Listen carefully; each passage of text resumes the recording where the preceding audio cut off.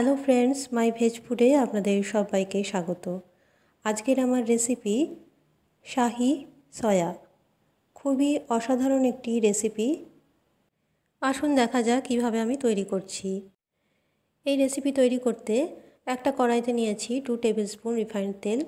এবার তেলটা গরম হলে কয়েকটা বিউলির ডালের বড়ি 1 মিনিটের মতো ভেজে তুলে রাখবো। এখানে আমি বিউলির ডালের বড়ি ব্যবহার করেছি, আপনারা ইচ্ছে হলে যে কোনো ডালের বড়ি ব্যবহার করতে পারেন। এবার ভাজা ডালের বড়ি সামান্য গরম জলের মধ্যে ভিজিয়ে রাখতে হবে 5 মিনিটের মতো। অন্যদিকে একটা প্রেসার কুকারের মধ্যে 100 গ্রাম সয়াবিন আর 4টে মিডিয়াম সাইজের আলু টুকরো করে কেটে সেদ্ধ করে নিয়েছি। একটা সিটি দেওয়ার আগেই সেদ্ধ করে নিতে হবে। আর এটা জল ঝরিয়ে নিয়েছি। ওই তেলের মধ্যেই দিয়ে দিলাম 1/2 চামচ গোটা জিরে। এবার সেদ্ধ করে রাখা আলু আর সয়াবিন এর মধ্যে দিয়ে দিচ্ছি।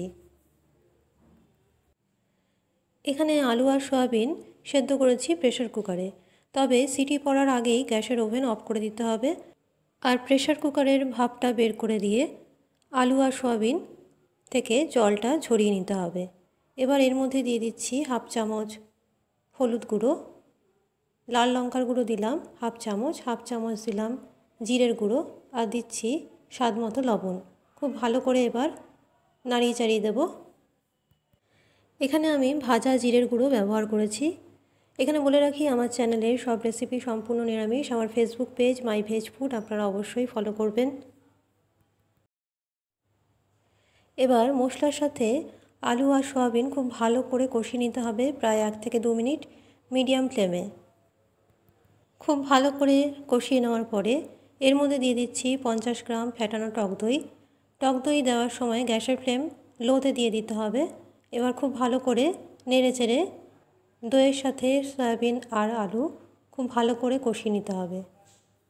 এবার জলে ভিজিয়ে রাখা বড়িগুলো, ভেজে রাখা বড়ি, সেই বড়িগুলোই এর মধ্যে দিয়ে দিচ্ছি। যেই পরিমাণ জলে ভিজিয়েছিলাম এখানে, সেই পরিমাণ জলটাও এখানে দিয়ে দিচ্ছি। তার মধ্যে দিয়ে দিলাম 1 চামচ চিনি। এবার 5 মিনিটের জন্য একটা ঢাকা দিয়ে ঢেকে রাখছি। 5 মিনিট পর ঢাকাটা সরালাম। এবার খুব ভালো করে নেড়েচেড়ে এর মধ্যে দিয়ে দিচ্ছি 1/2 চামচ গরম মশলার গুঁড়ো আর 1 চামচ ঘি। এখানে এক্সট্রা কোনো জল আমি ব্যবহার করিনি। যেই জলের মধ্যে ভেজে রাখা বড়িগুলো ভেজানো ছিল, সেই জল সমেত বড়ি এর মধ্যে দিয়েছি। এখানে 1/2 বাটি জলের মধ্যে আমি বড়িগুলো ভিজিয়ে রেখেছিলাম আর জলটা ঈষদুষ্ণ গরম ছিল। সেই জল সমেত বড়ি আমি এর মধ্যে দিয়েছি। এবার একটা ঢাকা দিয়ে 2 মিনিটের জন্য ঢেকে রাখলাম গ্যাসের ওভেন অফ করে। তৈরি হয়ে গেল শাহি সয়া।